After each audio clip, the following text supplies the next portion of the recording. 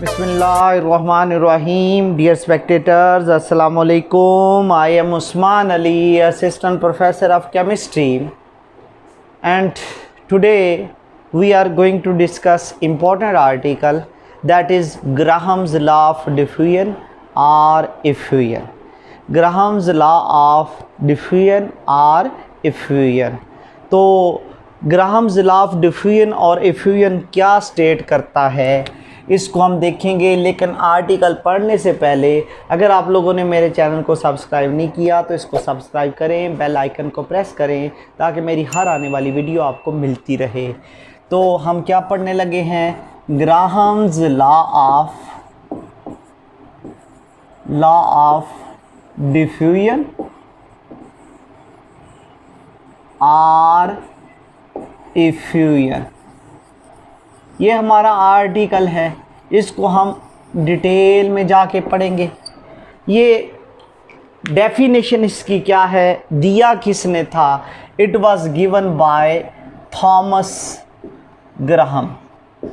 ये Thomas Graham ने ये लॉ दिया था जो 1804 से 1869 तक लाइव रहा। इंग्लिश साइंटिस्ट था थॉमस ग्राहम, उसने ये लॉ दिया था।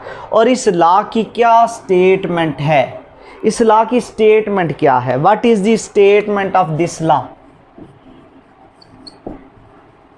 स्टेटमेंट हम देखते हैं, इसमें हम स्टेटमेंट को बड़ा शॉर्ट करेंगे। कुछ चीज़ें जो इम्पॉर्टेंट है इसके अंदर, जो लाजमी मेंशन करनी है। ये क्या स्टेट करता है, ये स्टेट करता है रेट ऑफ डिफ्यूजन और effusion of rate of diffusion और एफ्यूजन ऑफ गैसेस। ये चीज़ मैंने हाईलाइट कर दी, क्यों हाईलाइट की ये मैं बताऊंगा। रेट ऑफ डिफ्यूजन और effusion of gases is inversely proportional, ये इन्वर्सली प्रोपोर्शनल होता है टू स्क्वायर रूट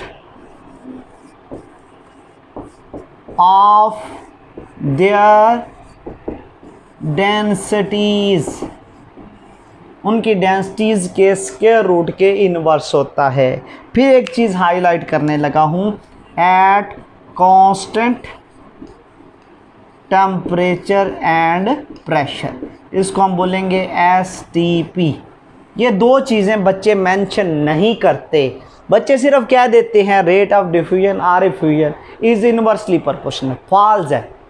तो रेट ऑफ डिफ्यूजन और effusion of gases is inversely proportional to square root of their. इसका मतलब है कि इसको हम मैथमेटिकली कैसे लिखेंगे, हम लिखेंगे रेट ऑफ डिफ्यूजन और effusion of gases is inversely proportional to square root of their density. उनके डेंसिटी का स्क्वायर रूट लेना है। लेकिन इंपॉर्टेंट चीज़ क्या है, at STP, standard temperature and pressure. इसका मतलब है टेम्परेचर और प्रेशर को कांस्टेंट रखना है, ये ग्राहम्स लॉ आ जाता है। तो हम ये कहते हैं, लेट्स सपोज डियर स्टूडेंट्स, हमारे पास हम क्या करने लगे हैं, इसको थोड़ा मज़ीद डिटेल में जाके पढ़ने लगे हैं। ये तो इसको हमने स्टेटमेंट दे दी, इक्वेशन भी दे दी, अब इसको थोड़ा फर्दर हम एक्सप्लेन करते हैं। Let's suppose we have two gases, हमारे पास टू गैसेस हैं। एक है हमारे पास गैस नंबर 1, एक है हमारे पास गैस नंबर 1 और एक है गैस नंबर 2। गैस नंबर 1 और गैस नंबर 2। लेकिन इनको पढ़ने से पहले हम ये भी कह देते हैं कि इस इक्वेशन में रेट को R लिख दिया जाए। प्रोपोर्शनैलिटी ख़त्म करनी हो तो क्या लगाना पड़ता है, constant into 1/d under root के।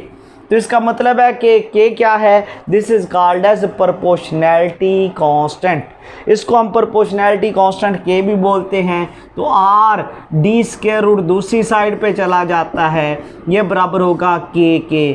तो आर और डी का जो स्क्वायर रूट है ये किसके बराबर होता है, के क्या है, कांस्टेंट है at STP standard temperature and pressure पर। ये हमने इक्वेशन निकाल ली, आर और डी। हम कहते हैं लेट्स सपोज हमारे पास 2 गैसेस हैं, लेकिन उनकी कंडीशन क्या है, दोनों गैसेस के लिए temperature and pressure are constant. दोनों गैसेस के लिए टेम्परेचर और प्रेशर हमने कांस्टेंट रखा हुआ है। तो अगर कांस्टेंट रखा हुआ है तो फिर गैस 1 का रेट होगा R1, उसकी डेंसिटी होगी D1। गैस 2 का रेट क्या होगा, R2, उसकी डेंसिटी होगी D2। तो गैस 1 की इक्वेशन क्या होगी, वो होगी R1 ज़रब D1, ये भी बराबर होगा के। क्यों के बराबर है, क्योंकि temperature and pressure are constant. तो गैस 2 की इक्वेशन होगी R2 इंटू D2, ये भी किसके बराबर होगा, के। क्यों के बराबर है, क्योंकि दोनों के लिए टेम्परेचर और प्रेशर क्या है, कांस्टेंट। अगर ये दोनों के बराबर हैं तो फिर हम ये भी कहते हैं टेम्परेचर और प्रेशर पर हम ये कहते हैं कि R1 will be equal to R1 multiply by D1 will be equal to R2 multiply by D2। हमने उसी इक्वेशन को मॉडिफाई कर लिया क्योंकि दोनों के बराबर हैं। इन दोनों को कंपेयर किया जाए, ये इक्वेशन नंबर 1 है, ये इक्वेशन नंबर 2 है। इन दोनों इक्वेशन को अगर कंपेयर किया जाए तो फिर ये दोनों एक दूसरे के बराबर आती हैं, लेकिन टेम्परेचर और प्रेशर कांस्टेंट होगा। तो फिर हम ये कहते हैं कि R1 और ये R2 इधर आके डिवाइड हो जाएगा, will be equal to R2 इधर आ गया, उधर क्या होगा, उधर होगा D2 ऊपर और D1 नीचे। तो प्रूव हो गया R1 का रेट उसकी डेंसिटी के स्क्वायर रूट के इन्वर्स है और R2 गैस 2 का रेट उसकी डेंसिटी के स्क्वायर रूट के क्या होगा, इन्वर्स होगा। हम ये कहते हैं कि डेंसिटी किसके बराबर होती है, डेंसिटी बराबर होती है mess per unit volume. Density बराबर होती है mess per unit volume. Mess अगर किसी गैस का मोलर मैस ले लिया जाए तो हम ये कहते हैं कि डेंसिटी डायरेक्टली प्रोपोर्शनल होती है गैसों के मोलर मैस के, गैसों के मोलर मैस के। तो फिर हम ये कहते हैं कि डेंसिटी को रिप्लेस कर दिया जाए, डेंसिटी मोलर मैस के डायरेक्टली प्रोपोर्शनल होती है, मीन जिसका मोलर मैस ज़्यादा होगा उसकी डेंसिटी भी ज़्यादा होगी।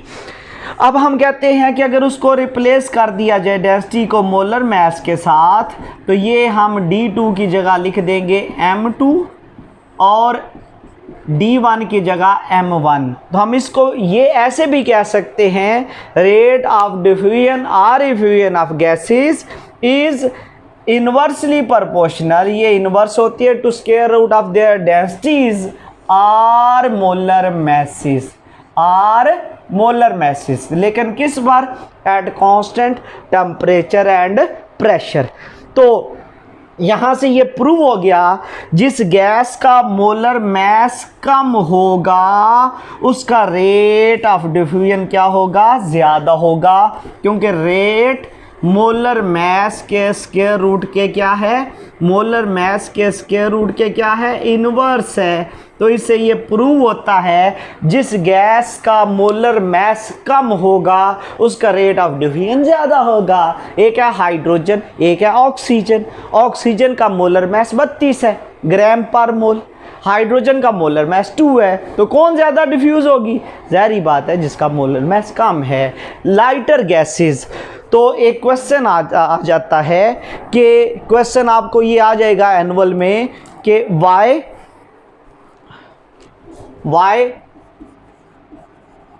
Lighter gases diffuse more rapidly than heavier gases.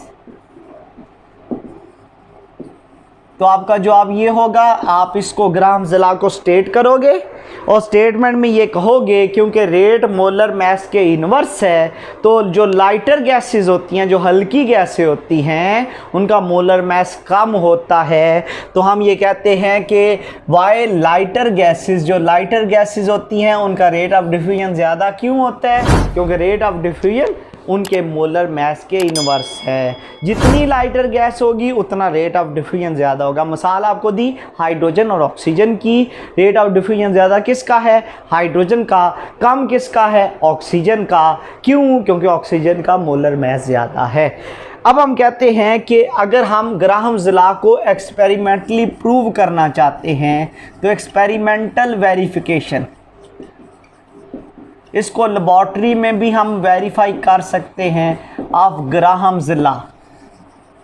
Experimentally इसको कैसे वेरीफाई किया जाता है ग्राहम ज़िला ऑफ डिफ्यूजन और एफ्यूजन को? इसके लिए हम कहते हैं let's suppose we are given 100 centimetre long glass tube. हमारे पास ग्लास ट्यूब जो है वो ग्रेजुएटेड है, निशानदार है और कितनी है? 100 सेंटीमीटर लॉन्ग है। इस 100 सेंटीमीटर लॉन्ग में हम क्या करते हैं? एक साइड पे कॉटन प्लग लगा देते हैं, रुई का बुड़ा। उस रुई के बुड़े को हम कहते हैं हमने डिप किया हुआ है, सोक्ड किया हुआ है अमोनिया में। कॉटन प्लग, रुई का बुड़ा, सोक्ड भिगोया हो अमोनिया में, उसको लगा दिया। और दूसरी साइड पे हम क्या करते हैं? दूसरी साइड पे भी कॉटन प्लग लगा देते हैं जिसको सोक किया होगा, किसमें? Soaked in HCl। एक अमोनिया में सोक किया होगा, एक HCl में सोक किया होगा। तो जब ये दोनों गैसें मूव करेंगी, इधर से HCl मूव करेगी, इधर से अमोनिया मूव करेगी, तो HCl और अमोनिया रिएक्टिंग गैसेस हैं। हम पढ़ चुके हैं डाल्टन लॉ पार्शियल प्रेशर में कि इन पर ये लागू नहीं होता क्योंकि ये रिएक्टिंग है। ये दोनों आपस में रिएक्ट करके अमोनियम क्लोराइड के वाइट फ्यूम्स बनाती हैं। तो वाइट फ्यूम्स बनने की वजह से ये रिएक्टिंग गैसेस हैं। अमोनियम क्लोराइड के वाइट फ्यूम्स बन जाते हैं। तो एक खास डिस्टेंस पर आपको वाइट फ्यूम्स नज़र आएंगे। तो वाइट फ्यूम्स जो हैं ये किसके होंगे? White fumes will be of ammonium chloride. तो इन वाइट फ्यूम्स से फासला मालूम कर लेंगे, से जो डिस्टेंस है यहाँ से यहाँ तक, ये अमोनिया ने ट्रैवल किया। जितना डिस्टेंस ये ट्रैवल करेगा ये उसका रेट होगा। 59.5 सेंटीमीटर ये फासला तय कर गया अमोनिया। और यहाँ से HCl से फासला मालूम कर लेंगे, वो क्या होगा? वो होगा रेट ऑफ HCl, उसका फासला होगा 40.5 सेंटीमीटर। अब हम क्या करते हैं? अब हमने ये पढ़ा है कि रेट ज़्यादा कौन कर गया है, वो ऊपर ले लो। रेट ज़्यादा किसका है? अमोनिया का, डिवाइडेड बाय रेट कम किसका है? HCl का। लेकिन इन गैसेस के लिए हमने क्या कांस्टेंट रखा हुआ है? Temperature and pressure. Temperature and pressure constant है।